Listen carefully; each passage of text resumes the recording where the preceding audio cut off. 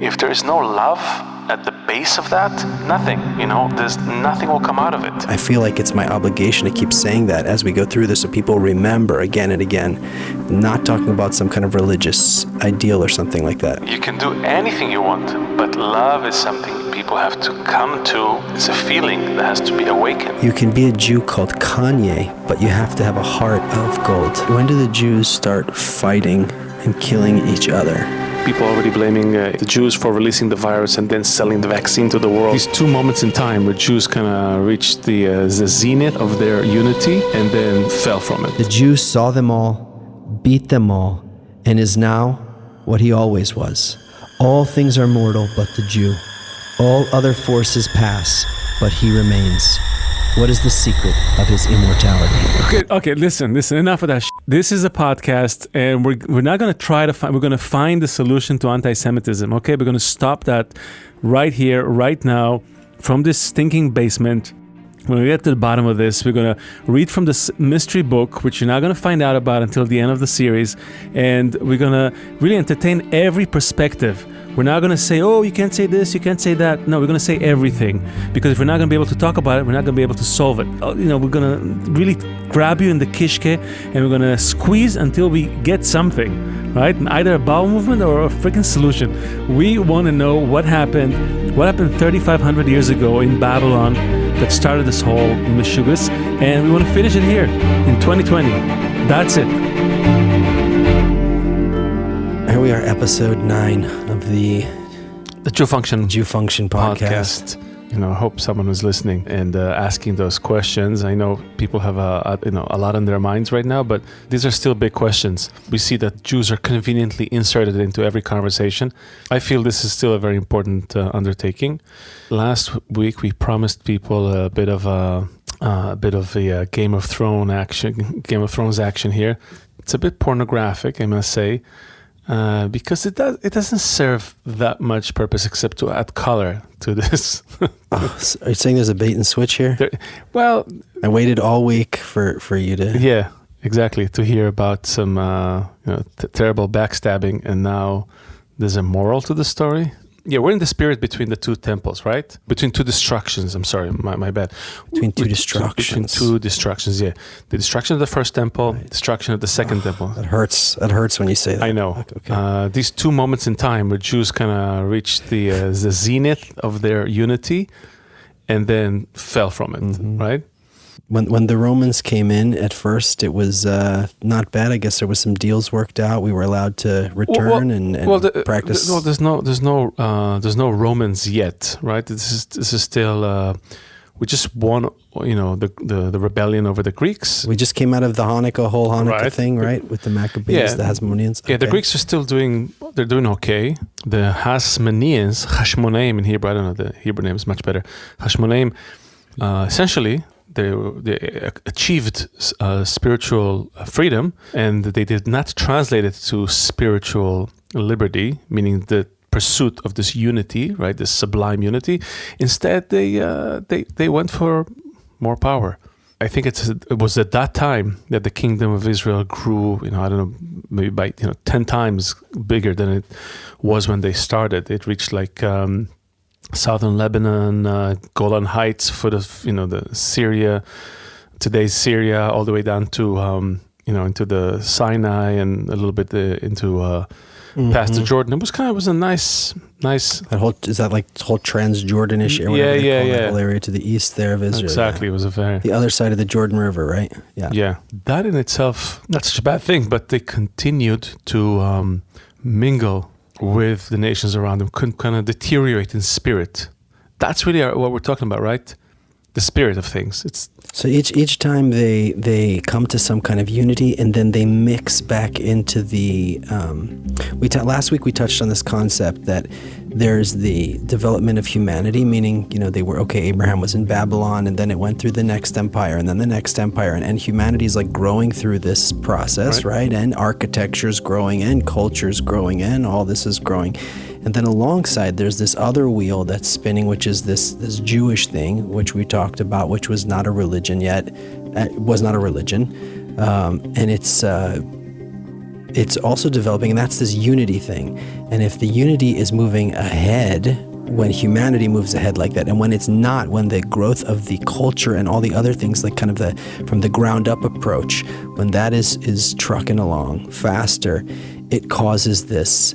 It causes this reaction, basically. This, it's out of balance. It's like. It's almost like you're running and you're trying to take off, and yet you have like a hook in the ground, and it's like it pulls you, and you're tumbling, and like this thing can't lift off. Can't lift off. Yeah. You know what it is, Seth? It's that desire. I spoke to I speak to a lot of Jews every day. Some of them are members of my family, and now that I'm in Israel, I'm stuck in Israel. I'm forced to speak to a lot of Jews all the time, and there's the one voice that you hear a lot is that, why can't we just be like everyone else? Why can't we just be like everyone else? We're like everyone else, we're not the best of people, we're not the worst of people. Or why are you saying that there's any difference? You're right, that's what you just said. Exactly. No, absolutely. But all I'm saying is that what I'm seeing in this book, and that's really the question is, could it be that every time that we try to be like everyone else, that's where we get smacked around? All I know is that as soon as the Hasmoneans won the battle, they started to mingle with the Hellenite. They got more and more into that Hellenistic spirit, losing that ideal. That's where they started to get blows, basically. Read what Paul Johnson writes, page 55. As Paul Johnson put it, in self-government and prosperity, the Jews always seemed to draw neighboring religions. As soon as things go well for them, they seem to forget their unique ability to forge unity above all differences, as they did at the foot of Mount Sinai, and opt out of it into individualistic and pluralistic cultures that exalt the self, particularistic cultures. And not only that, the Jews became like, all right, let's just mass convert everyone.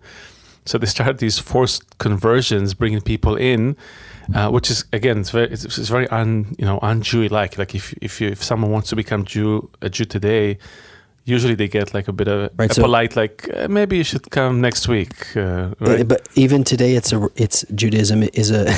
You're right. I think you're supposed to push them away 3 times or something. It's part of the custom. But back during the temple time, it wasn't about a religion yet. It was actually about some attainment. That's what defined the religion. It was this kind of thing. These people all attained some kind of unity together. It was called one man at one heart. Like at Mount Sinai, a giant community of people from lots of different tribes were all there. They all attained some kind of unity together. It's not talking about a religion or anything yet, not a bunch of guys dressed as Hasidic, like guys with black and white suits on or anything like that. It was totally different. All these different tribes together. And so now something's happening. Those people who attained that are like mixing in. So this kind of whatever it is that they attained, whatever it is they realized together, this unity is being mixed in with this other. It keeps getting. First, it got mixed in with the Persians. It got mixed in with the Greeks, and now it's going to be mixed in. But that's a different kind of mixing in. What's happening now, I think, is that specifically at that time in history, is that they're forcing people to become Jews. What does it mean to force someone? It's not like Christianity, Islam. How can you force someone? Can you force someone to love? Exactly. You can't force anyone to love anyone. Can't force. That's the one thing you cannot do. You can tried to force people to love. Yeah, exactly. You can't buy me love. Everybody tells me so. Right? You can do anything you want, but love is something people have to come to. Right? It's a feeling that has to be awakened. That's really at the heart of this pushing them away. It's like this little flirt. Oh, I want to be Jewish. Oh, really? Yeah, call me next week. We'll see how I feel about it. Do you still want to be Jewish? It's always this. I remember I interviewed many years ago. I tried to do a film about what is the meaning of being Jewish, and I interviewed the head of the Department of Jewish Studies at CUNY, right, City University of New York, and it was a very unique program in that none of the students in the program were Jewish.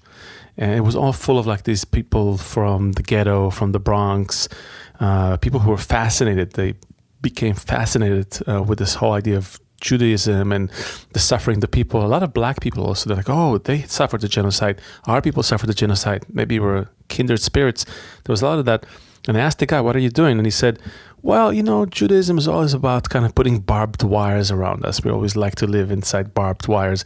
So I'm trying to grow some flowers on the fences, make it a little less rejecting, more inviting. But I think that's a mistake because really the whole idea was that we were not meant as a people, I think, to be conquerors and all that, or to force people into this conversion. Rather, meant to connect people, spread brotherly love. That's how this nation was fashioned. It's trying to by bringing these bogus Jews, these forced converted Jews, it's just hastening the downfall because it's not a conglomerate, it's not a corporation. It's not some weird blind belief in something. It's a feeling of the heart. When you say Jew, you're not talking about it's not the color. It's not any of these things. None. It's a desire of the heart. It's about this thing of unity. It's about what it's supposed. It's what this thing is based on. Like when you do the Megillah. Every time you say the word Haman, you make a noise or something. It's like every time here we say the word Jew, we need to remind ourselves what we're talking about here. We're talking about there's two things. There's the development of this Jewish function, and there's the development of this other kind of cultural function, and they're both kind of moving together in tandem. And we have to just keep. I feel like it's my obligation to keep saying that as we go through this, so people remember again and again. Not talking about some kind of religious ideal or something. You should. I think you should get a rattler. Every time we say Jew, you can just rattle that to just remind people. Jew. Oh, sorry. Okay, where are Jew? Bless you, Gesundheit. Where are we in the book? Let's see. Every time you say Jew, I'm going to say Gesundheit. Exactly. That's how I'll do it. Jew. I wanted to try to give people a little bit a taste of this period in history. It wasn't trending very high in our history books, that period. It's kind of one of those moments in time where the Jews were trying to be like everyone else. So just being terrible and falling into the same political backstabbing. And why is it important? Because we see even today, look what's happening in Israel. We're going to a fourth round of elections, probably, likely. I don't know. So again, if we can learn from history, that might save us from making the same terrible mistakes. So he writes about becoming rulers, kings, and conquerors. Yeah, I got it. Moreover, writes Johnson, in becoming rulers, kings, and conquerors, the Hasmoneans suffered the corruptions of power.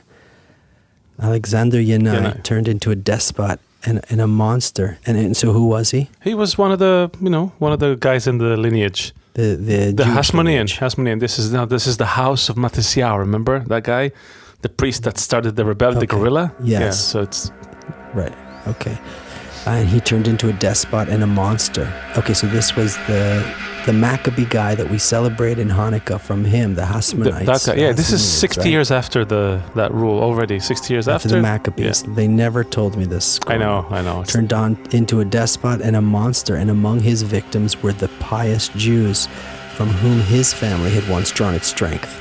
Like any ruler in the Near East at that time, he was influenced by the predominant Greek modes. And then, when observant Jews protested his contempt for Jewish traditions, he retaliated by slaying thousands of them.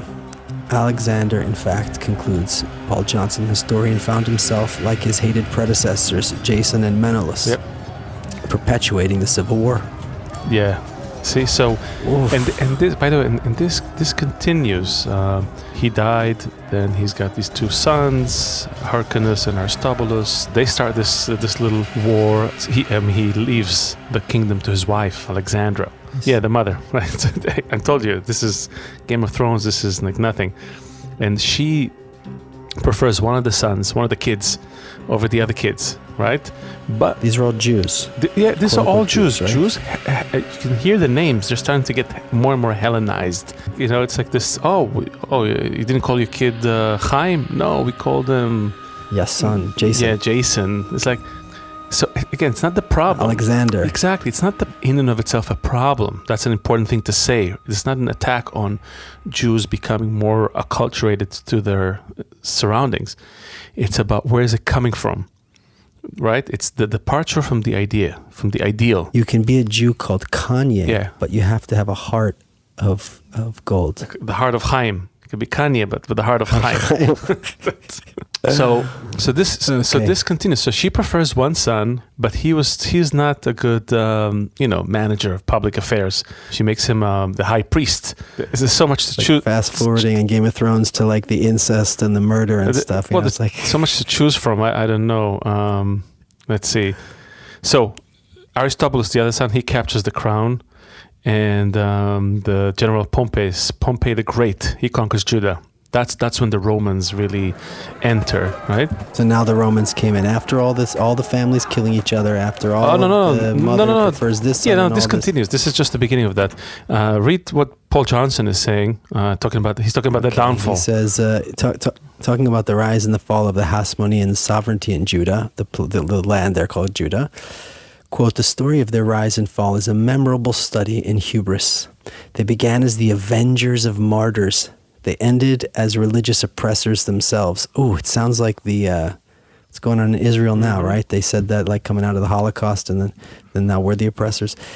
They began as the avengers of martyrs. They ended as religious oppressors themselves. They came to power at the head of an eager guerrilla band. They ended surrounded by mercenaries. Their kingdom founded in faith, dissolved in impiety. Yeah. And by the way, this situation, again, not getting too much into politics, just pointing out patterns, right? We're looking for patterns. The same thing. These guys. Here's the picture: the small guerrilla, right, army of Judah overthrow the Greek rule. They assume power.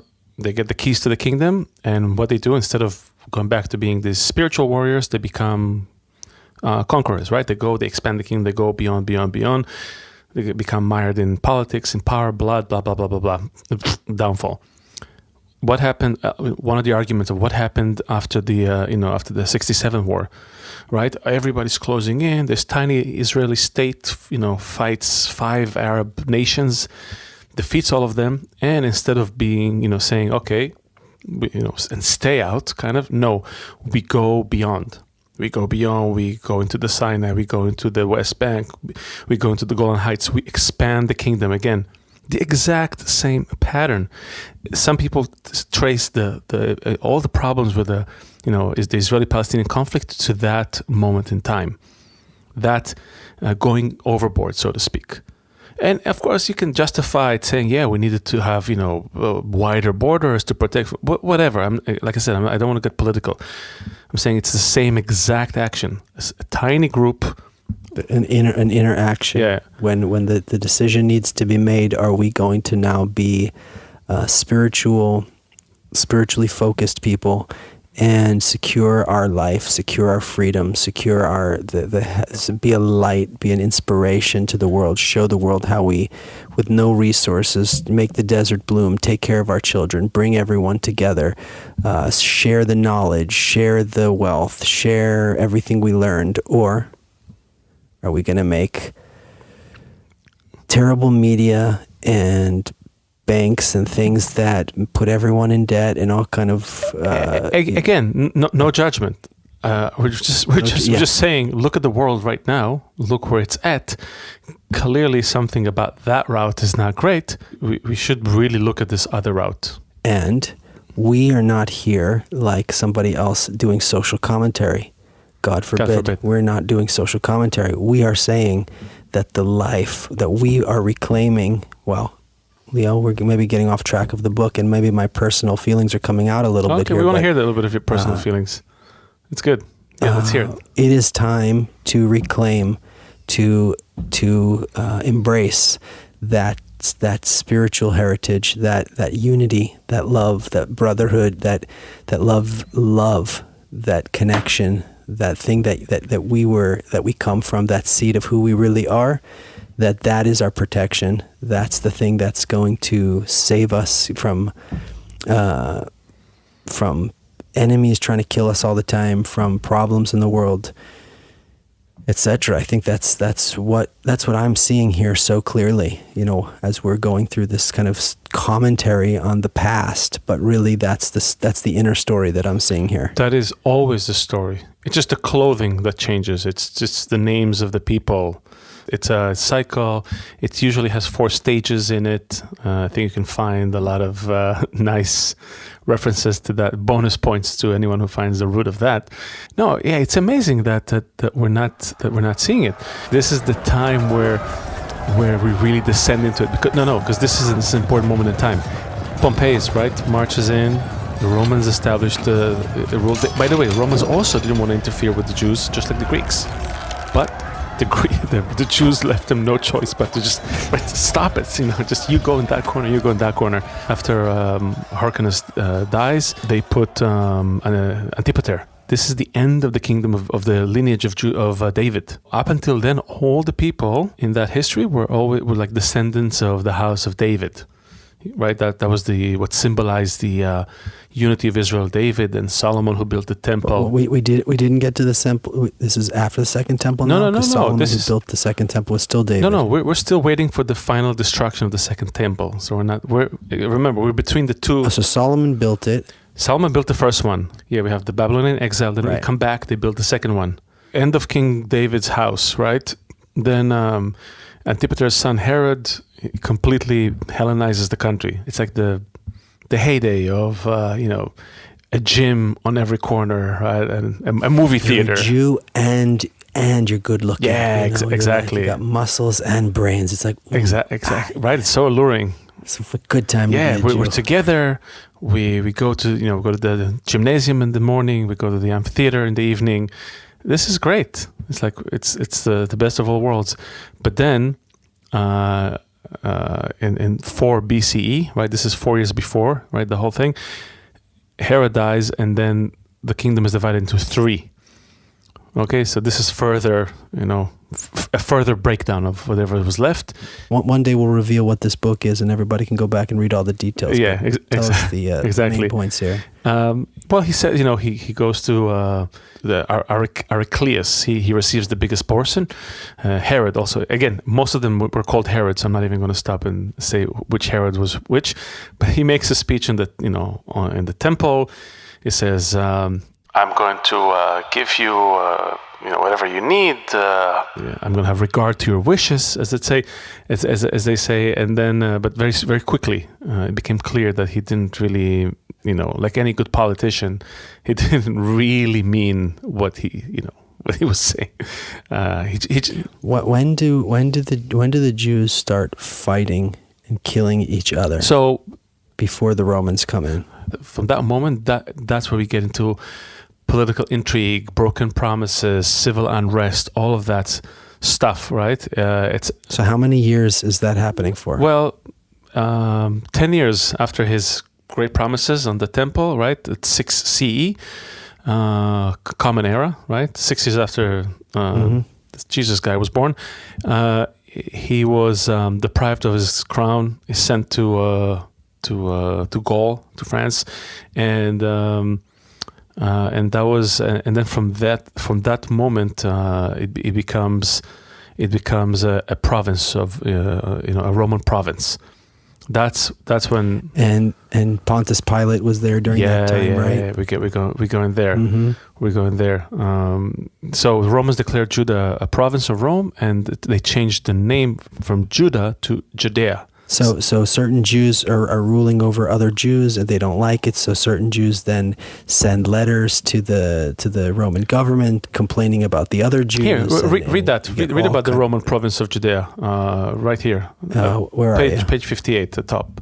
Between the years 6 CE and 66 CE, when the Great Revolt that destroyed Jerusalem and the Temple broke out, no less than 15 Roman procurators governed in Jerusalem. So 15 of them in that 60-year period. Yeah. Some of them, sometimes as briefly as 2 years. As one might expect, those years were far from tranquil. The first so these procurators, they come from Rome? Is that they come from Rome, but sometimes Rome appoints them from the local population. From other places, okay. So this one guy was ousted, and then they threw... Coponius, he was asked after the Samaritans threw about... They threw dead people's bodies into the temple. One guy, Valerius Gratus, governed from 15 to 26, the longest term.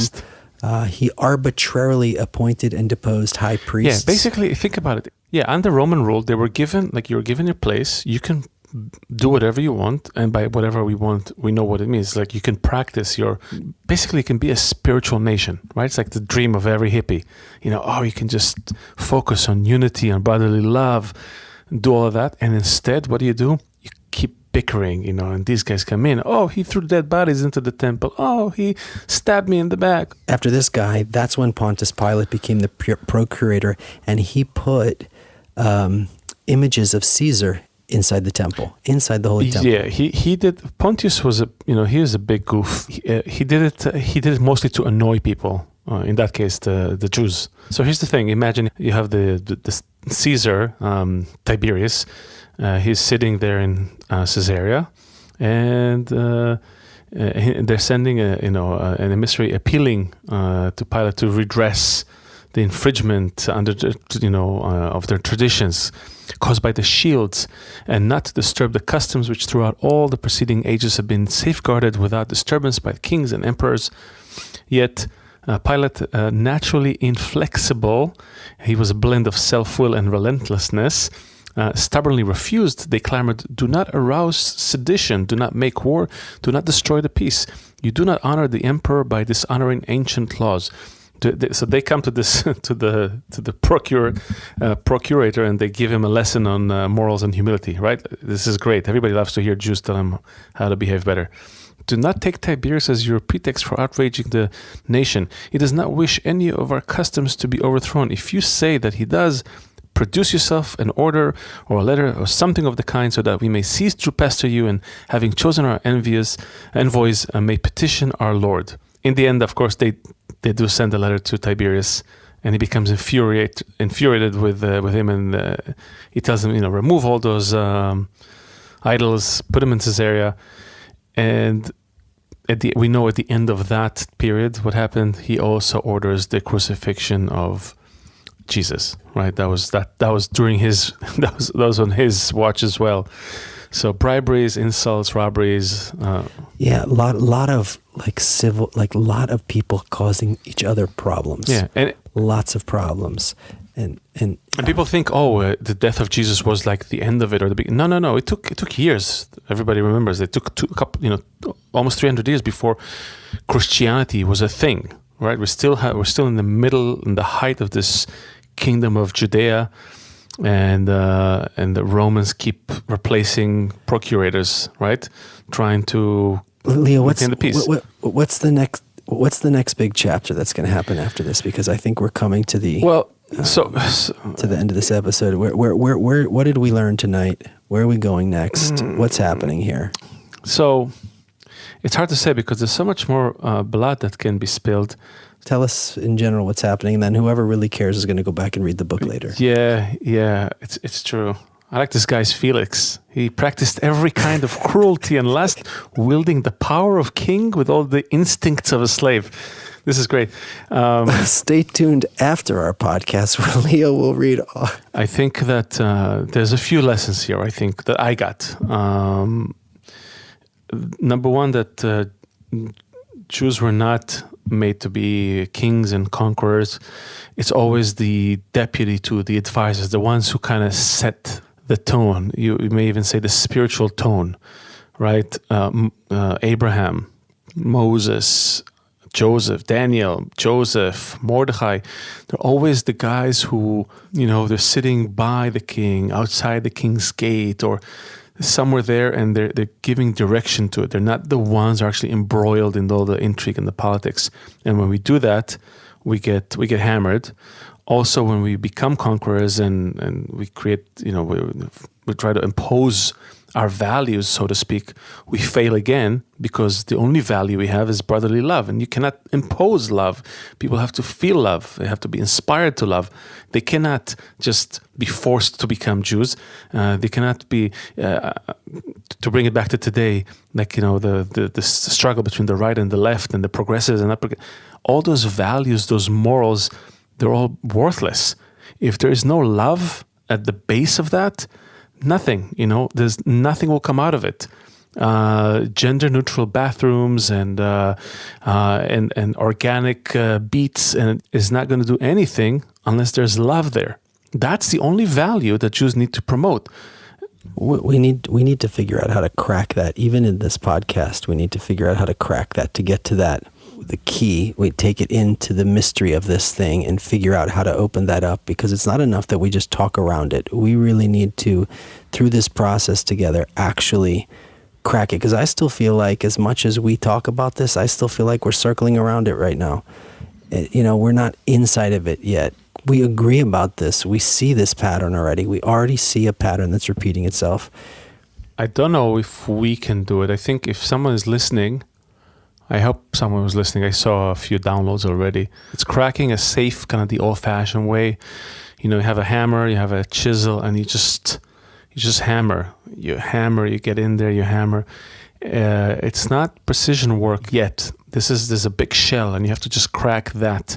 Maybe inside there's something more delicate, and you have to be more gentle, more surgical. But right now, it's about hammering, and every blow that comes lands on the Jews. I think it's a hammer landing. Every time we are pushed from our comfort zone, it's a hammer landing. Every time someone comes out with so we're talking about we need to make these kind of spiritual hammers, so we don't have to get hit in the head again. Yes. We might go a little more bloody next episode. I really wanted to read about the Sikarai. They're interesting. They're the guys who really. This is like the sting. Save it. Okay. Save it. Something for our 12 listeners to hear next week. Good. So we'll do that. So for now, we're just saying that this is the Jew function, and I really hope to hear some comments. To start hearing some comments and some questions. Could be some fuck yous. That's okay too. But or you bring in shame to our people, that's okay. We can do that as long as people are having the conversation, as long as we're not getting too complacent, too appeased by this outbreak, that it's kind of like, it's taken over, it's suddenly the blame is not on Jews. But guess what? There's already people already blaming the Jews for releasing the virus and then selling the vaccine to the world. Yeah, the Turkish media today said that the coronavirus is a Zionist plot. Right. So just a reminder that this thing, the sword is still lingering over our head. So I hope that this will spring a conversation. The Jew Function is the only podcast brave enough to have this conversation. Follow us on Twitter, on Facebook, at Jew Function.